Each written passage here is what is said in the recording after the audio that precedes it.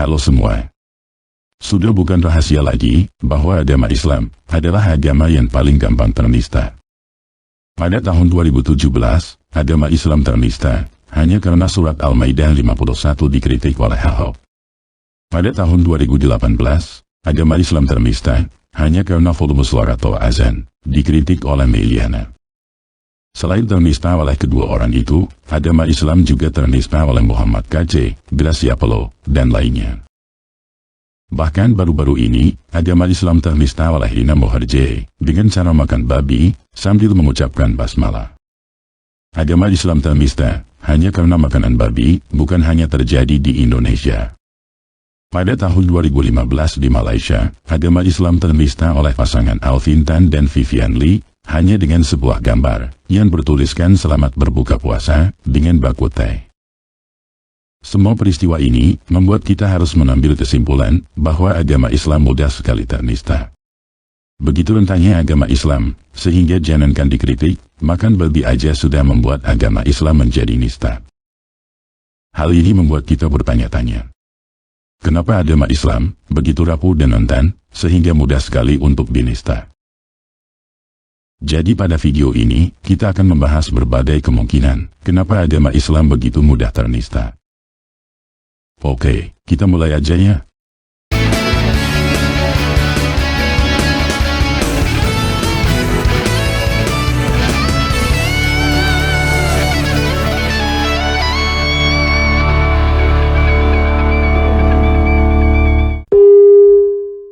Nah, supaya kita tidak salah paham, pertama kita pahami dulu, apa arti kata nista.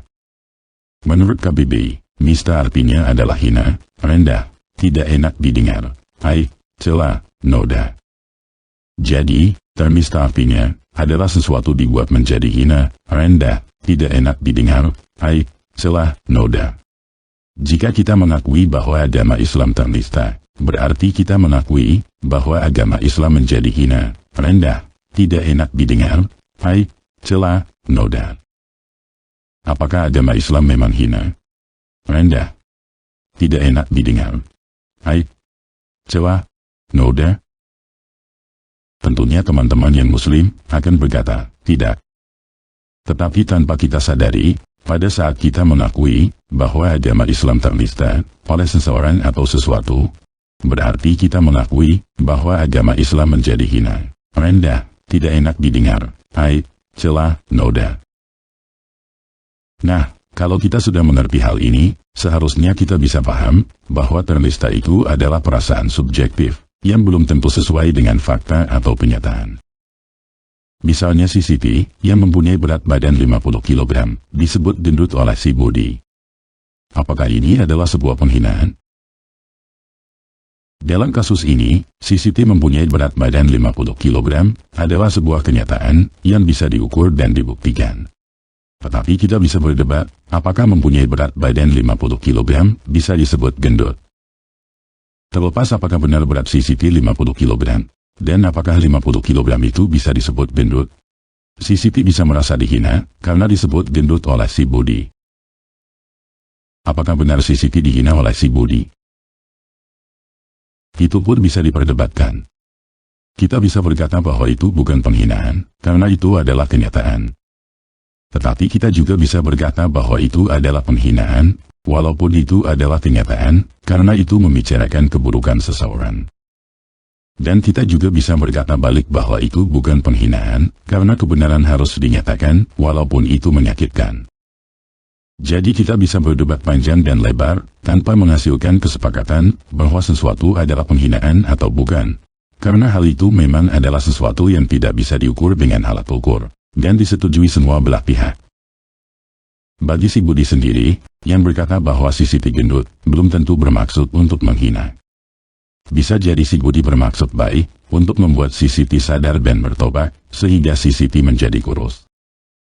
Bisa jadi si Budi hanya bermaksud untuk bercanda, karena daya bicaranya bersama teman-teman akrabnya memang begitu. Dan bisa jadi si Budi malah bermaksud untuk memuji, karena si Budi suka dengan orang yang gendut. Jadi si Siti merasa dihina, bukan karena hal itu adalah kenyataan. Bukan karena dia gendut atau tidak. Bukan karena dia memang dihina. dan bukan karena si Budi bermaksud menghina. Si Siti merasa dihina, karena menurut dia, gendut adalah sesuatu yang hina. Kalau menurut Siti, gendut bukan sesuatu yang hina, dia tidak akan merasa dihina kalau disebut gendut. Begitu pula dengan agama. Seseorang merasa bahwa agamanya dinista, dihina, direndahkan, atau dicela, bukan karena hal itu adalah kenyataan. Bukan karena agamanya memang nista atau dinista, tetapi karena orang itu sendiri merasa bahwa agamanya dinista. Sebagai contoh, menurut banyak hadis, Muhammad menikah dengan Aisyah pada usia 6 tahun, dan membaulinya pada usia 9 tahun. Banyak muslim yang memperdebatkan, apakah benar Muhammad menikah dengan Aisyah pada usia 6 tahun, dan membaulinya pada usia 9 tahun. Tetapi yang menjadi fakta kenyataan, adalah hadis-hadis itu menulisnya demikian. Yang menjadi pertanyaan, kenapa umat muslim merasa dinista, merasa dihina, merasa diolok-olok, jika ada non-muslim yang berkata, bahwa Muhammad menikah dengan Aisyah pada usia 6 tahun, dan golinya pada usia 9 tahun? Karena jauh di dalam lubuk hati umat muslim itu sendiri, sadar bahwa menikah dengan anak berusia 6 tahun, dan menggolinya pada usia 9 tahun, memang adalah suatu perbuatan yang sangat nista, hina, dan rendah. Kalau menurut umat muslim, menikah dengan anak berusia 6 tahun, dan menggaulinya pada usia 9 tahun, bukan perbuatan yang hina. Tentunya umat muslim tidak akan merasa dihina, jika ada orang yang mengatakannya. Jadi, agama Islam sangat gampang dinista, karena umat muslim sendiri, sangat gampang merasa bahwa agamanya dinista. Dengan kata lain, agama Islam gampang dinista, karena umat muslim gampang tersinggung dan mudah marah. Kenapa umat muslim gampang tersinggung dan mudah marah? Pertanyaan ini mirip dengan pertanyaan, kenapa si Siti marah, jika dia disebut gendut oleh si Budi? Yang pertama kali sudah kita bahas, karena gendut adalah sesuatu yang hina bagi si Siti. Yang kedua karena si Siti mempunyai kebutuhan untuk dipuji atau disanjung, dan mempunyai ketakutan untuk dihina. Dengan kata lain, karena pendapat si Budi adalah sesuatu yang penting bagi si Siti.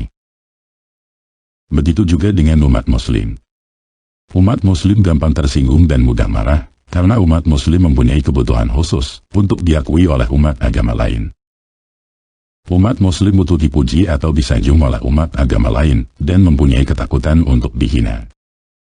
Hal ini terjadi karena pujian dan hinaan dijadikan tolak ukur, apakah sesuatu benar atau salah. Jika dipuji berarti benar, jika dihina berarti salah. Itu sebabnya, kita bisa menemukan orang-orang yang semakin mempelajari agama Islam, menjadi orang yang semakin gampang marah. Kita bahkan bisa menemukan banyak ulama yang mengajarkan, bahwa umat muslim harus marah, jika agamanya dihina. Nah, apakah semakin beragama, menjadi orang yang semakin gampang marah, menunjukkan bahwa orang itu sedang berjalan di jalan yang benar? Orang yang berakal sehat dan berhati nurani, tentunya akan menjawab, tidak. Karena agama yang benar, seharusnya membuat orang semakin dewasa, dan tidak gampang marah. Apakah pujian dan hinaan, adalah indikator untuk mengukur suatu perbuatan benar atau salah? Orang yang berakal sehat dan berhati nurani, tentunya akan menjawab, tidak. Karena bandit yang paling jahat pun, mendapatkan pujian dari teman-temannya. Apakah kita harus marah jika agama kita dihina? Orang yang berakal sehat dan berhati nurani, tentunya akan menjawab, tidak. Karena jika kita marah ketika agama kita dihina, berarti ada sesuatu yang salah dengan agama kita. Tersinggung, atau merasa dihina, adalah sesuatu yang wajar. Tetapi gampang tersinggung, adalah sesuatu yang tidak wajar. Pada dasarnya, tersinggung, atau merasa ternista, atau merasa dihina, bisa dikatakan termasuk bagian dari perasaan tersakiti. Jika ada seorang anak kecil, nangis merongrong karena dicubit sedikit, itu wajar. Tetapi jika ada orang dewasa, nangis merongrong karena dicubit sedikit, itu tidak wajar. Saya bukan berkata, bahwa orang dewasa tidak boleh merasa tersakiti, atau tidak boleh menangis. Tetapi orang dewasa yang nangis merongrong, karena dicubit sedikit, itu ada masalah atau ada kelainan. Begitu juga seseorang yang semakin dewasa, seharusnya semakin tidak mudah tersinggung. apalagi mendalami agama. Jika ada agama yang membuat seseorang menjadi gampang tersinggung, ada yang tidak beres dengan agama itu. Bisa marah juga adalah sesuatu yang normal. Karena marah adalah salah satu cara untuk berkomunikasi. Tetapi jika seseorang mudah marah, orang itu punya masalah. Setidaknya berarti orang itu tidak tahu cara lain untuk berkomunikasi, selain dengan cara marah. Orang beragama seharusnya membuat dia semakin cerdas. Salah satunya dalam hal berkomunikasi. Jika ada agama yang membuat orang tidak tahu cara berkomunikasi, selain dengan cara marah, ada yang tidak beres dengan agama itu. Agama bukan sesuatu yang melekat pada diri kita, sampai tidak bisa dilepas dan harus dibawa sampai mati. Agama bisa ditinggalkan jika kita sadar bahwa ada yang tidak beres dengan agama itu. Dan negara kita memberikan jaminan bahwa kita boleh memilih agama yang sesuai dengan akal sehat dan hati nurani kita. Kita tidak perlu membela atau mempertahankan agama yang salah. Karena agama diciptakan untuk kebaikan kita. Bukan kita diciptakan untuk kebaikan agama. Jadi, jika kamu sadar bahwa agama kamu tidak membuat kamu menjadi orang yang lebih baik. Jika agama kamu membuat kamu menjadi orang yang gampang tersinggung dan mudah marah, lebih baik kamu segera mencari agama lain yang sesuai dengan akal sehat dan hati nurani kamu. Oke, sekian video kali ini. Yesus Kristus penguasa saya mengasihi kamu.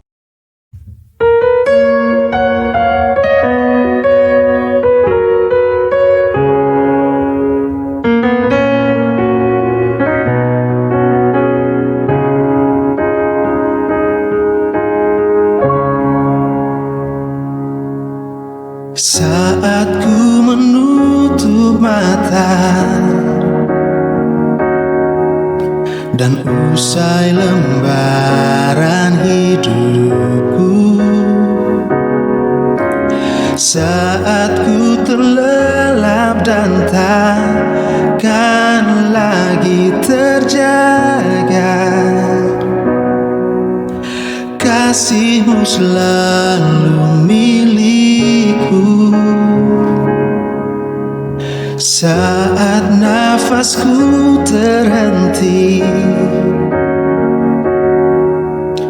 di akhir perjalananku,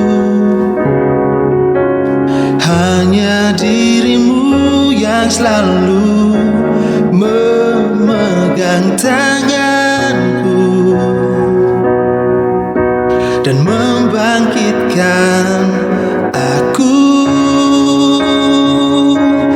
Dan ku kan hidup bersama-Mu, takkan pernah ada air mata, karena diri-Mu selalu di sisiku. Maka jiwaku pun tenang.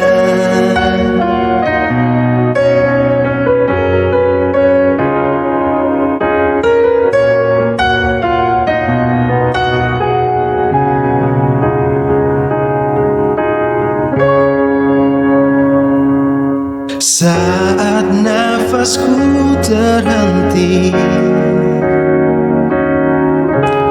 di akhir perjalananku, hanya diri-Mu yang selalu memegang tanganku dan membangkitkan aku.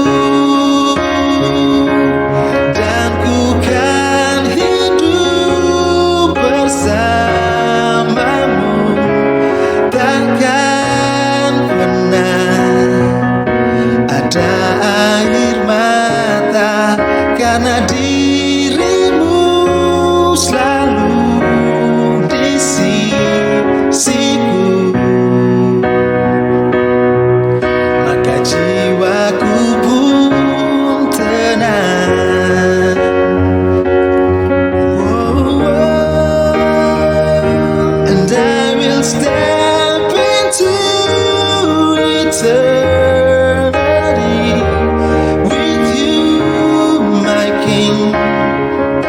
without any tears falling, 'cause I know your love is always there for me.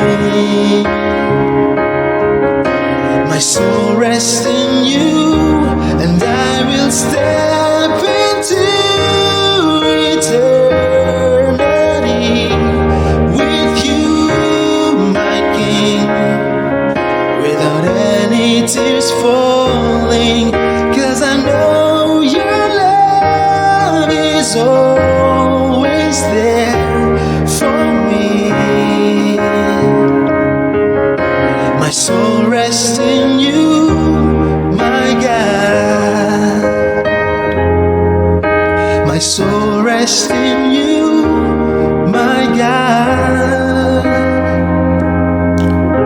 My soul rests in you, my God.